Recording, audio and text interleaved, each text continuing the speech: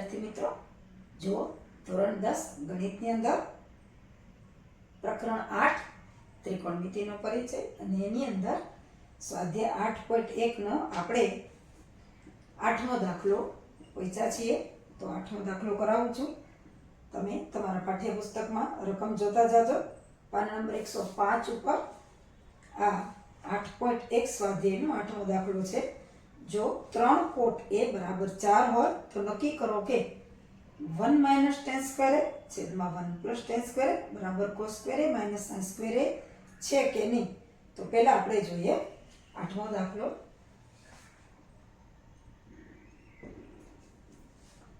3 coat a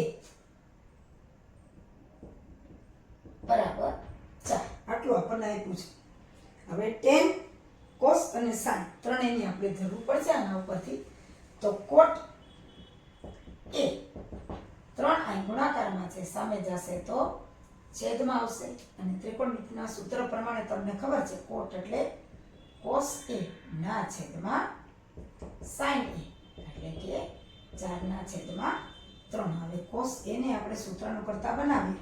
sin a ના છેદમાં છે, સામે જશે તો ગુણાકારમાં એટલે 4/3 sin a. આપણે સમીકરણ આને 1 કહી દઈએ.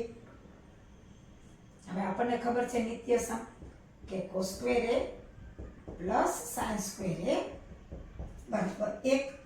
હવે એમાં આની કિંમત મૂકી દઈએ. અહીંયા વર્ગ છે તો 4/3 sin a નો વર્ગ વત્તા sin સ્ક્વેર a બરાબર 1. હવે આનો વર્ગ કરીએ. 4 નો વર્ગ 16, 3 નો વર્ગ 9, sin square a plus sin square a બરાબર 1. હવે જુઓ 9 છે એ અહીંયા લઘુત્તમ સાધારણ આવશે અને અહીંયા પણ 9 ને ગુણશે અને અહીંયા પણ ગુણશે, બરાબર છે એટલે છેદમાં ક્યાંય નહીં રહે. એટલે કે 16 sin સ્ક્વેર a પ્લસ 9 ગુણ્યા 1 એટલે 9 sin સ્ક્વેર a બરાબર 9. હવે 16 sin સ્ક્વેર a અને 9 sin સ્ક્વેર a એટલે 16 વખત અને 9 વખત એટલે કુલ થઈ ગયા 25 વખત sin સ્ક્વેર a. આપણે અહીં લખીએ 25 વખત sin સ્ક્વેર a બરાબર 9. તો sin સ્ક્વેર a બરાબર 9 ના છેદમાં 25, કારણ કે 25 ગુણાકારમાં છે. હવે આ વર્ગ છે, આપણે વર્ગમૂળ લેવાનું છે. તો sin a બરાબર √9 ના છેદમાં 25. તો આપણને ખબર છે કે 9 નું વર્ગમૂળ 3 છે અને 25 નું વર્ગમૂળ 5 છે. sin ની કિંમત આવી. હવે sin ની કિંમત આપણે અહીં સમીકરણ 1 માં મૂકી દઈએ તો આપણને cos a મળી જાય. કિંમત સમીકરણ 1 માં મૂકતા તો cos a બરાબર 4/3 sin a. તો 4/3 અને sin a તો sin ની કિંમત 3 ના છેદમાં 5. તો હવે જુઓ 4 ના છેદમાં 3, 3 ના છેદમાં 5, આ 3 નીકળી જાય તો આપણને cos a ની કિંમત મળશે 4 ના છેદમાં 5. હવે આપણને જે આપ્યું છે કે નક્કી કરો કે 1 - tan સ્ક્વેર 1 + tan સ્ક્વેર એટલે પહેલા tan લઈ લે. તો આપણને ખબર છે tan a બરાબર શું થાય તો કે sin a ના છેદમાં cos a. ત્રિકોણમિતિના સૂત્ર પ્રમાણે sin અને cos ની કિંમત આપણી પાસે છે. અહીંથી cos ની કિંમત આપણે લીધી આ અને આપણને sin ની કિંમત પણ છે. તો tan a બરાબર sin a 3 ના છેદમાં 5 અને છેદમાં cos a એટલે કે 4 ના છેદમાં 5. બેનો છેદ છે નીકળી જશે એટલે કે tan a આવશે 3 ના છેદમાં 4. આપણને sin a મળ્યા છે 3 ના છેદમાં 5, cos a મળ્યા છે 4 ના છેદમાં 5 એટલે એના ઉપરથી આપણે tan a લીધા 3 ના છેદમાં 4. હવે આપણને કીધું છે કે 1 - tan સ્ક્વેર છેદમાં 1 + tan સ્ક્વેર. તો હવે 1 માઇનસ 10 સ્ક્વેર છેદમાં 1 પ્લસ 10 સ્ક્વેર, એમાં આ 10 ની આપણે કિંમત મૂકીએ. જો 1 માઇનસ 10 એટલે 3 ના છેદમાં 4 નો વર્ગ, અહીંયા 1 પ્લસ 3 ના છેદમાં 4 નો વર્ગ. હવે 1 ઓછા 3 નો વર્ગ આપણને ખબર જ છે કે 9 ના છેદમાં 4 નો વર્ગ 16. એ જ રીતે 1 પ્લસ 9 ના છેદમાં 16. હવે જુઓ આના છેદમાં કાંઈ નથી એટલે 1, આના છેદમાં પણ કાંઈ નથી એટલે 1, એટલે અહીં પણ લસા 16 આવશે, અહીં પણ લસા 16 આવશે. એટલે કે 16 ઓછા 9, 16 ઓછા 9 ના છેદમાં 16, અને અહીંયા 16 એકુ 16 પણ વત્તા આવશે. 16 વત્તા ના છેદમાં 16. હવે 16 ઓછા 9, 16 માંથી 9 જાય તો રહેશે 7 એના છેદમાં 16, અને 16 અને 9 એનો સરવાળો થશે 25 એના છેદમાં 16. હવે જુઓ આપણને ખબર છે કે છેદનો છેદ અને અંશનો છેદ બે સરખા છે. ખરેખર નિયમ શું છે? બે નીકળી જાય, આમ પણ બેનો છેદ નીકળી જાય અને 7 ના છેદમાં 25 આવે. પણ બીજો નિયમ એ પ્રમાણે હું નિયમ કહું તો જો હવે એમ કરીને બતાવું છું. 7 ના છેદમાં 16, 25 ના છેદમાં 16. ખરેખર નિયમ એવો છે કે અંશનો છેદ છેદમાં આવે અને છેદનો છેદ અંશમાં આવે. જો 7 અંશનો છેદ છેદમાં આવે અને અહીં 25 તો છેદનો છેદ અંશમાં આવે. જુઓ અંશનો છેદ છેદમાં આવે, છેદનો છેદ અંશમાં આવે. અંશ 7 છે, છેદ 25 છે, અંશનો છેદ 16 છે, છેદમાં આવશે. છેદનો છેદ 16 છે, અંશમાં આવશે, એટલે બે નીકળી જશે. એટલે એ રીતે પણ 7 ના છેદમાં 25 થાય. તમે સીધું પણ આ રીતે કરી શકો. એટલે આપણને શું મળ્યું તો કે 1 માઇનસ 10 સ્ક્વેર ના છેદમાં 1 પ્લસ 10 સ્ક્વેર બરાબર 7 ના છેદમાં 25. આપણે પેલું પરિણામ કીધું હતું, હવે પરિણામ આને કહીએ 2. અને હજી આપણે આગળ છે કે cos square minus sin square, તો એ પણ આપણે કરીએ. આ જ દાખલામાં બીજું પરિણામ મેળવવાનું છે.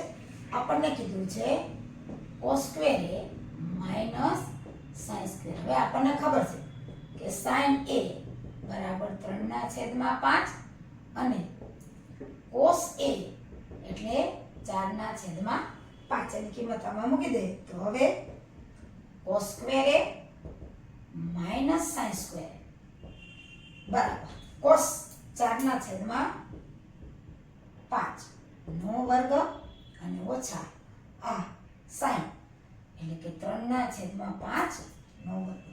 જોઈએ 4 નો વર્ગ એટલે 16 ના છેદમાં 25 ઓછા 3 નો વર્ગ એટલે 9 ના છેદમાં 25. જો અહીંયા બંને જગ્યાએ છેદ સરખા છે એટલે કે 16 બેના છેદ સરખા છે એટલે કઈ લઘુત્તમ સાધારણ લેવાની જરૂર નથી. 16 ઓછા 9 બેના છેદમાં છે 25, અને આપણને ખબર છે 16 માંથી 9 જાય તો હવે 7 એટલે કે એના છેદમાં 25. આને પરિણામ આપણે 3 કહીએ. તો હવે જુઓ પરિણામ 2 અને પરિણામ 3 જુઓ. આપણે લખીએ પરિણામ 2 અને 3 પરથી નક્કી કરો એમ થાય છે. 3 પરથી 1 માઇનસ 10 સ્ક્વેર ના છેદમાં 1 પ્લસ 10 સ્ક્વેર બરાબર આપણને શું કીધું cos square minus sin square એટલે કે cos square minus sin square નક્કી કરી શકાય છે. બેનું પરિણામ એક જ છે. શું છે? 7 ના છેદમાં 25 એટલે એના ઉપરથી આપણે 1 - tan સ્ક્વેર છેદમાં 1 + tan સ્ક્વેર અને એના બરાબર cos square minus sin square નક્કી કરી શકાય છે. સૌથી પહેલા 3 કોટ એ બરાબર 4 હતા. એ કોટ ઉપરથી આપણે cos અને sin ની કિંમત લીધી.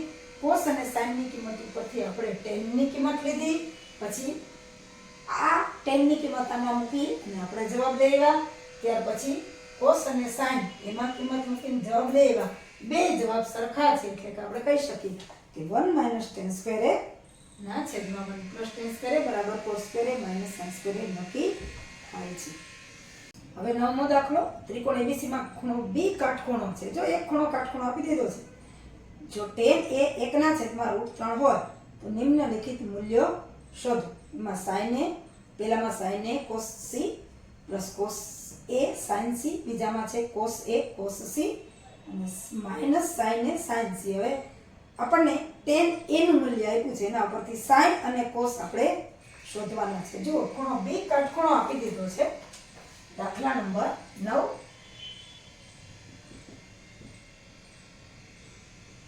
ખૂણો P કાટખૂણો છે એમ આપણને કહી દીધું છે ત્રિકોણ ABC માં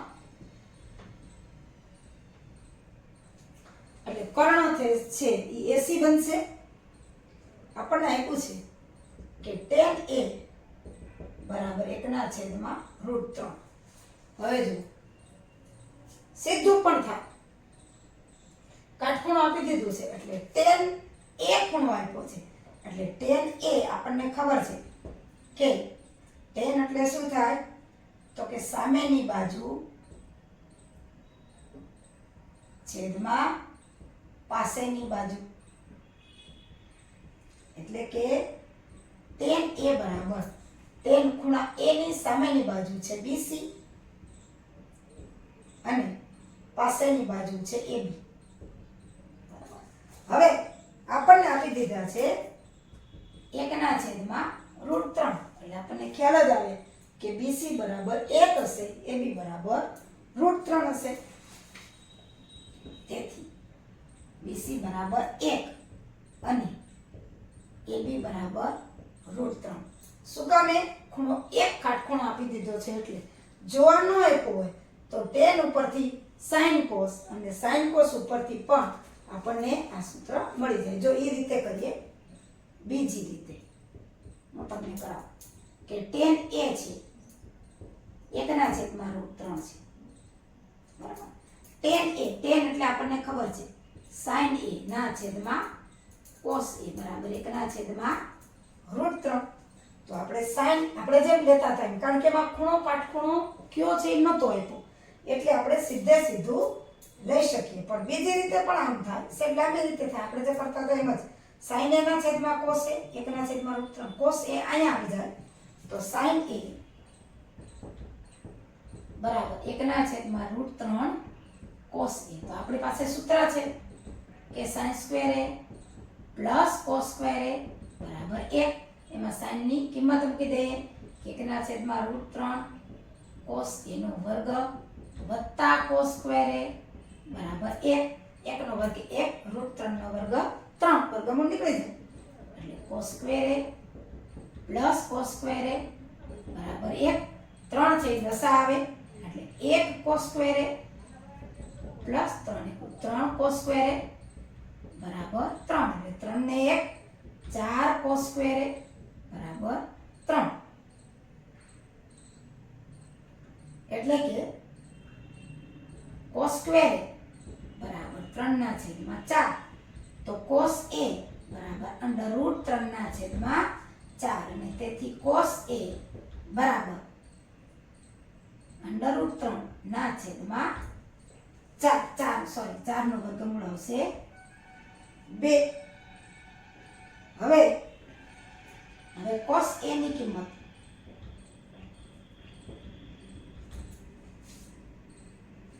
આપણે અને સમીકરણ 1 કહી દઈએ. સમીકરણ 1 માં મુકતા cos A ની કિંમત તો આવશે sin A બરાબર 1/√3 તો છે જ ગુણ્યા cos A એટલે √3/4 2 √3 3 નીકળી જાય એટલે કે sin a આવશે 1/2 cos a √3/2 અને sin a 1/2 એના ઉપરથી આપણે tan ની કિંમત લઈએ આપણને sin a ની કિંમત મળી 1/2 અને cos a ની કિંમત મળી √3/2 હવે tan એના ઉપરથી tan a એટલે આપણને ખબર છે sin a ના છેદમાં cos a એટલે કે tan a sin 1/2 √3/2 એ આગળ કીધું એ બેનો છેદ છે નીકળી જાય એટલે tan a 1/√3 જે આપણને રકમમાં આપેલું છે હવે જુઓ ત્રિકોણ ઉપરથી મેં વાત કરી હતી કે b છે એ કાટખૂણો છે અને એને આપણે tan a પ્રમાણે લીધું હતું કે tan a સામેની બાજુ bc ના છેદમાં ab 1/√3 એટલે bc બરાબર 1 અને ab બરાબર √3 હવે cos અને sin આપણે મળી ગયા પણ આ રીતે જો આપણે cos ને sin મેળવવા હોય તો આ જ રીતે મળે આપણે જોઈ લઈએ કે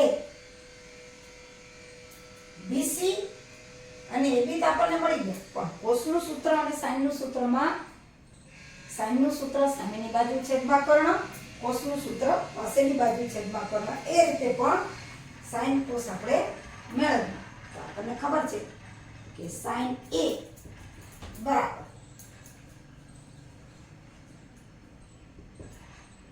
અહીંયા sin a લ્યો તો સામેની બાજુ છેદમાં કર્ણ એટલે કે bc ના છેદમાં ac અને cos a બરાબર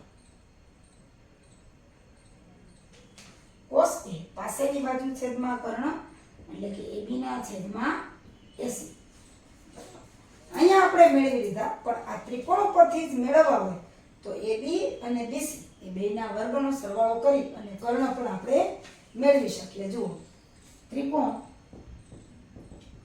abc માં માપખૂણો b 90 એટલે કે કર્ણ 80 થાય 80 નો વર્ગ બરાબર ab નો વર્ગ વત્તા bc નો વર્ગ તો 80 નો વર્ગ બરાબર આ સૂત્ર ઉપરથી ab અને bc આપણી પાસે છે ab છે √3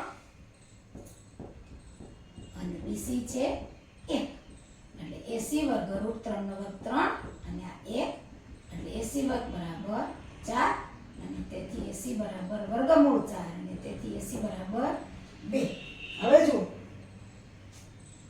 sin a bc ના છેદમાં ac હવે આપણને જો મળી ગયા છે bc પણ છે ab પણ છે અને ac પણ છે એટલે sin a bc 1 ના છેદમાં ac એટલે 2 અને cos a ab ના છેદમાં ac ab છે √3 ac એટલે 2 જો આ જ પ્રમાણે અહીંયા sin a 1/2 cos a √3 ના છેદમાં 2 એટલે કોઈ પણ રીતે તમે sin અને cos ની કિંમત શોધી શકો હવે